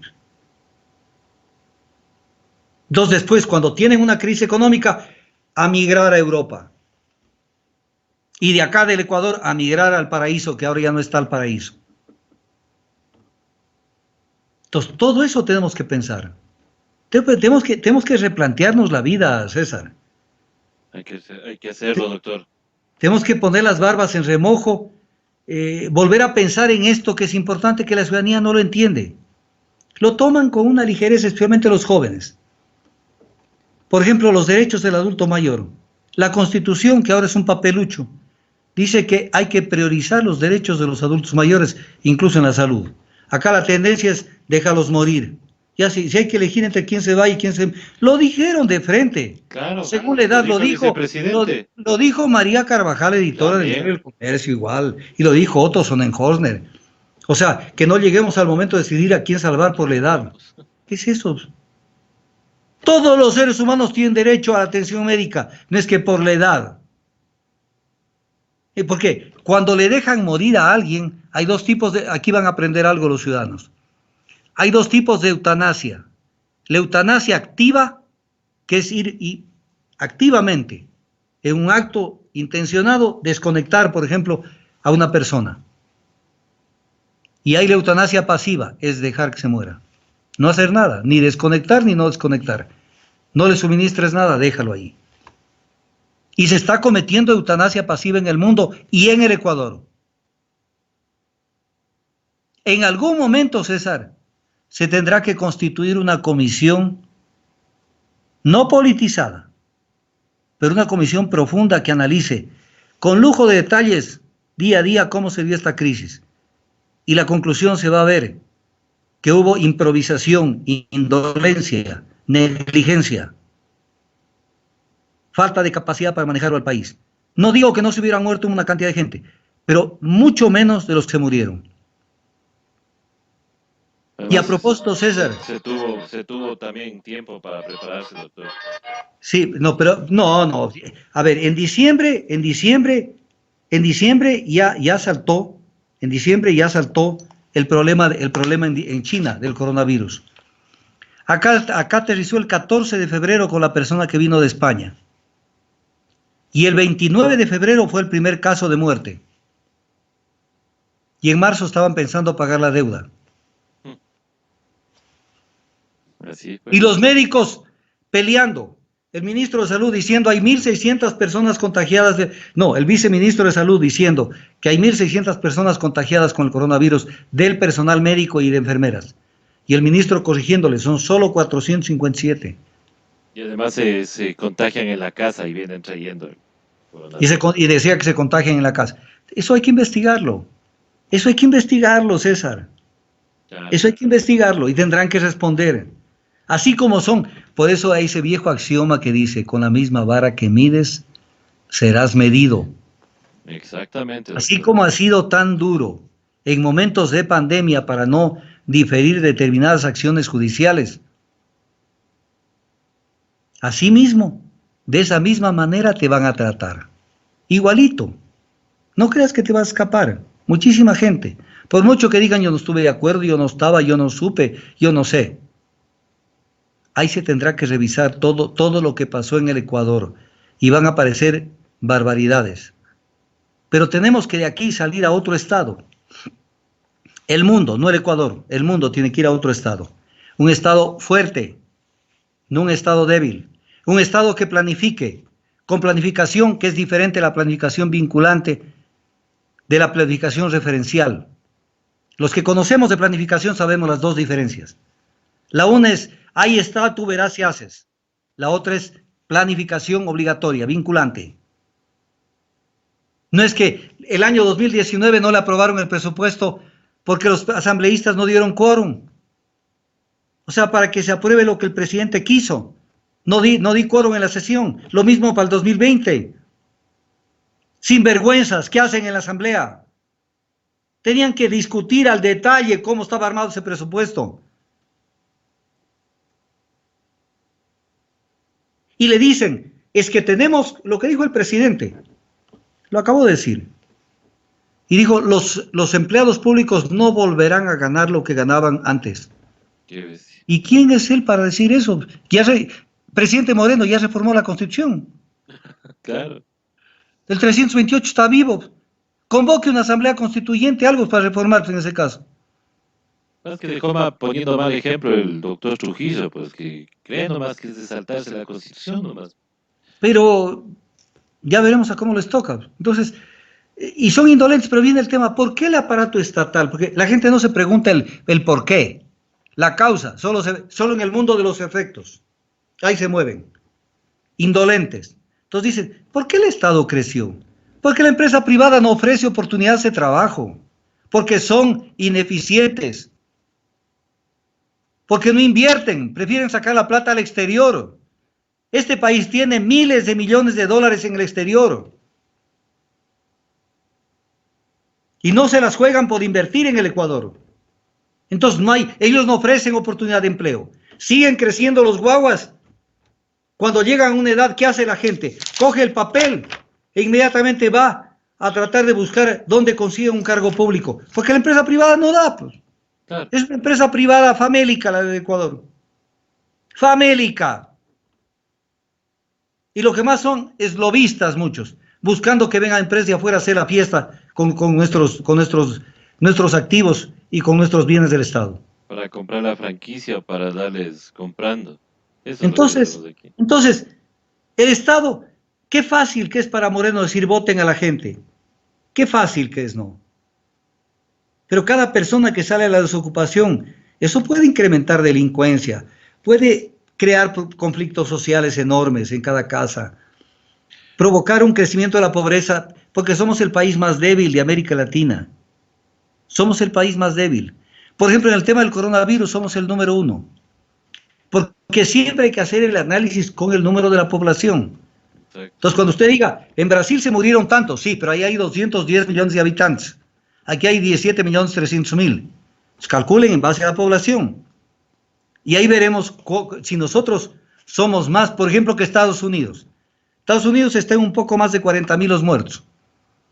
Pero acá los muertos ya deben haber pasado de 10.000 a CEFU. Pero somos un país de 17 millones de habitantes. Entonces somos el país más crítico. Con más muertes por habitante. Y con semejante problema que tenemos, no hubo una política de salud, porque más bien mandaron a la casa a muchos de los médicos, y después salió el ministro Ceballos a decir que queremos contratar médicos. No mandaron a la casa a una cantidad de profesionales. Y no dijeron que muy grandes eran los hospitales que se construyeron en el gobierno anterior, para 400 camas. Dijo, son hasta difíciles de administrar. Y se escapan los enfermos, dijo. Y ahora, por ejemplo, en el Bicentenario están implementando campamentos para ir a atender eventuales contagiados. Y la gente en los Ceibos, en el hospital de los Ceibos de Guayaquil y del Guasmo, ya no caben. Tienen que tragarse las palabras de todo lo que han dicho. Y otro tema, la refinería de Esmeraldas. Está paralizada por culpa de ellos. Hay que hacer una investigación y el Contralor tiene que investigar. Porque una refinería jamás se la conecta a un sistema nacional interconectado. por las bajas y alzas de voltaje.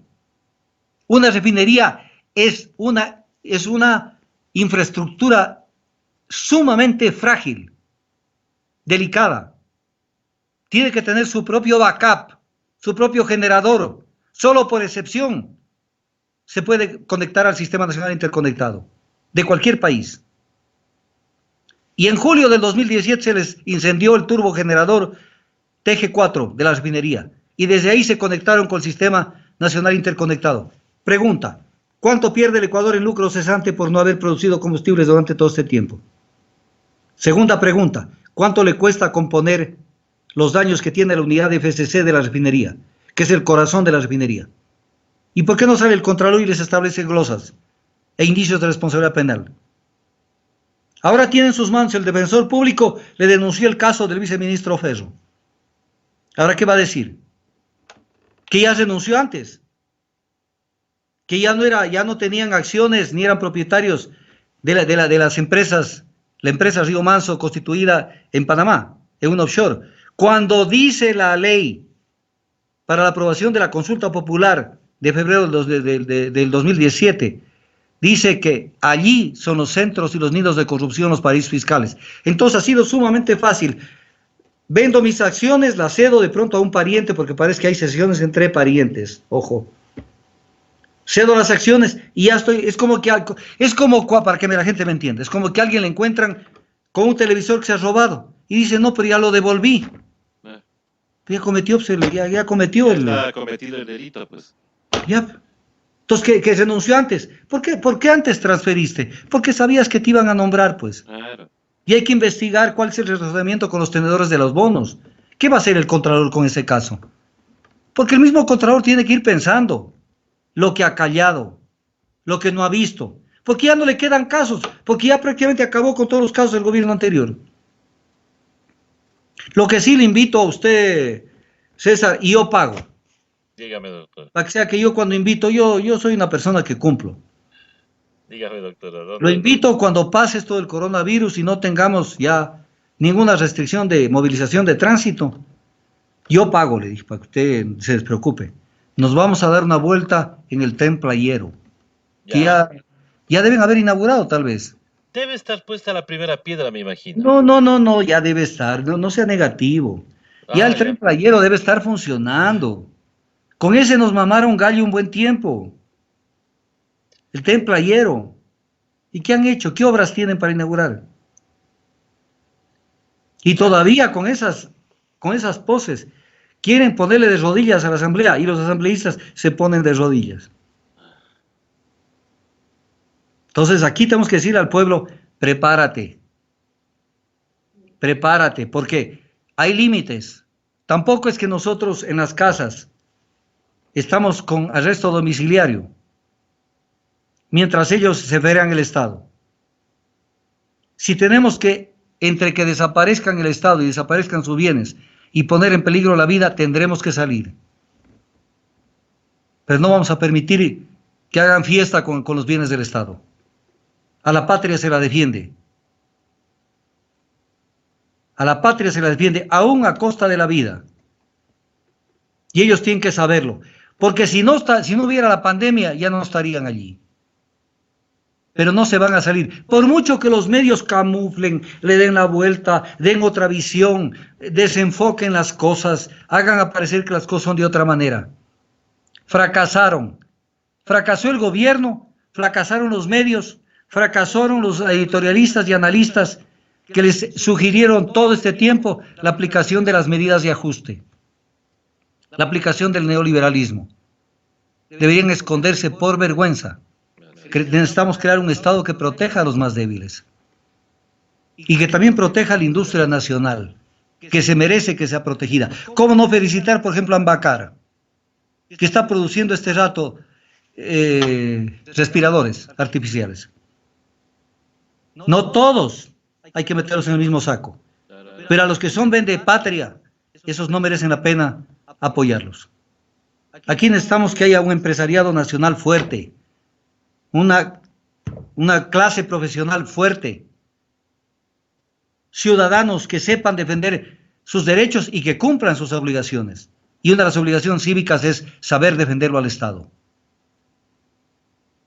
Porque el Estado es como el paraguas, es el que nos cobija. Entonces ahora se pusieron en evidencia cuál es el Estado que más necesitamos. ¿El Estado mínimo o el Estado que nos proteja? ¿El Estado que ahorre, que esté preparado para una contingencia? ¿O el Estado que lo cojan con la bata alzada? ¿El Estado que tiene una tasa de desempleo brutal? ¿O el Estado que genera empleo para evitar que eso genere un caos económico y social y luego delincuencia? Y no les vamos a permitir que se camuflen. Como la gente que hoy se puso de moda. Ya no soy ni de derecha ni de izquierda. Como la India María, no soy ni de aquí ni de allá. No, les vamos a recordar de dónde soy. Por eso cuando el presidente llama a la unidad nacional, yo me río porque él tiene la unidad nacional, con excepción de los correístas. Tiene los socialcristianos, que acabaron de mostrarle una mueca diferente, pero han estado estos 3 años con él. Tienen Creo, tienen Suma, BIM, BADI, Partido Sociedad Patriótica, tienen Izquierda Democrática, tienen todo. ¿Por qué hace un llamado a la unidad nacional si los tienen? No creo que estén llamando a la unidad nacional a la gente de Correa cuando lo están maltratando. Cuando le están acusando de todo. Y entonces, tienen unidad nacional, todos tienen que responder. No es que se nos van a camuflar ahorita. Los que están haciendo viajes a Guayaquil para entrevistarse con Nebot, todos les vamos a sacar los nombres y apellidos. Para que no nos vengan a sorprender. Los que fueron candidatos a vicepresidente de Guillermo Lasso, hay que decirles, te estás olvidando de esto. Los que están tras el poder de Moreno, que después van a querer aparecer, yo no tengo nada que ver como Gustavo Larrea, hay que recordárselo. Los alcahuetes de la actual asamblea. ¿Cómo? Él ya está bajándose de la camioneta hace rato, Gustavo Larrea. No, ya está con su candidato. Claro. Por eso lo tiene haciendo, lo tiene exponiéndose a los medios. Todos los días sale tomándose una foto y ya saben de quién hablo. Es su candidato. El candidato que cuando fue a la protesta de octubre, más bien fue parte del comité cívico que pedía que se criminalice a todos los que participaron en las manifestaciones. La gente no debe perder la memoria, pero la gente en el Ecuador pierde fácilmente la memoria. Ya estaba en algunos meses diciendo, es un ejemplo de cómo está sirviendo a su ciudad. Cuidado, cuidado con los camaleones. Cuidado. Así es que queda invitado César para darnos una vuelta en el tren playero. Nos vamos, doctor, a ver qué maravillas nos puede enseñar ese tren playero. Ahora, si no hay el tren playero, usted tendrá que regresar y pagarse el regreso. El regreso. Yo creo que sí, doctor. Muchísimas gracias, doctor. Muy interesante siempre los análisis con usted. Mire que hay algunas personas que en los comentarios nos dicen que también quieren irse a pasear en el tren playero. Sí, tenemos que irnos al tren playero. Claro. Y Sí. que el presidente no ha dado un plan ternura, sino un plan sepultura, nos están diciendo acá. Claro, o sea, correcto. De este gobierno no nos vamos a olvidar en muchísimo tiempo. Vea, ni gobiernos anteriores que fueron criticados, y no voy a decir sus nombres, se parecen a lo que tenemos hoy. Ninguno se parece. Esto es lo peor que hemos tenido desde 1979. Exactamente, doctor. Esto es lo peor. Esto es lo peor. Y tendrán que regresar a dar cuentas, así se vayan a donde se vayan. Y obviamente tampoco hay que olvidarnos de quienes le mantienen, ¿no? Que en este caso son los medios de comunicación que le apuntalan y le cubren todo. Vea, voy a dejar un temita listo y voy a pedirles a la gente que trabaje en este tema que me ayuden. Señor doctor. A ver, como tarea de todos, incluyendo para mí, investiguemos cuánto le cuesta al planeta, que tanto dicen amarlo, al planeta Tierra, cuántos árboles se tienen que botar abajo diariamente, anualmente o como sea, cualquier parámetro de cálculo es válido, para convertir esos árboles en pulpa de papel y convertirlos luego en periódicos que lo único que sirven son para alienarnos. Por ejemplo, una de las cosas que debemos exigir es que salimos de esto y no vuelve a aparecer un periódico en papel. Y hay papel higiénico desde hace bastante tiempo. Doctor, cuidado, le vayan a decir que está atentando contra la libertad de expresión al decir eso. No. La libertad de expresión no les pertenece a ellos. La libertad de Por expresión, supuesto. yo les puedo dar una cátedra. La libertad de expresión es un derecho de las personas. Que ellos se apropian de la libertad de expresión porque son empresas económicas, son emporios económicos. Pero hay que obligar a aquellos en aras de la tierra, que tanto dicen defender mucha gente, desaparezcan los periódicos, todos digitales. Mira la lección que está apareciendo ahora con los medios digitales, como hoja de ruta. A ver, ¿quién los ve a ellos? Que se mientan entre ellos. Que se mientan entre ellos. Y siempre digital. Que me ayuden a calcular, porque quisiera saber cuánto destina la humanidad en estos periódicos, a nivel nacional y a nivel internacional. ¿Cuánto es que consumimos en papel? Y eso es deforestación. Yes.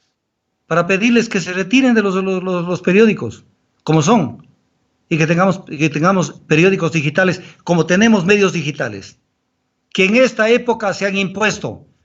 Esto vino desde la primavera árabe en Egipto.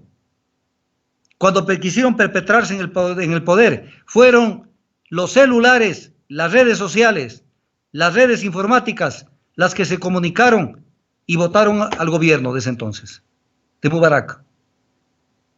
Hoy tenemos que organizarnos, porque estas redes nos permiten hablar con mayor libertad, para que el pueblo entienda lo que pasa en el país y tenga una especie de educación política para que aprenda a defenderse de los dinosaurios, de los empresarios.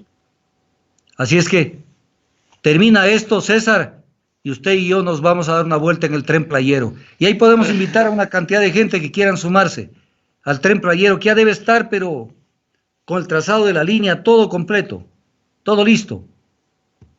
Así es, doctor, eso es lo que esperábamos. Y así como las casas, las canchas y todo lo que ofrece. Ahí vemos cómo hacemos algo con esas 200, casi 300,000 casas, de las cuales iba a regalar.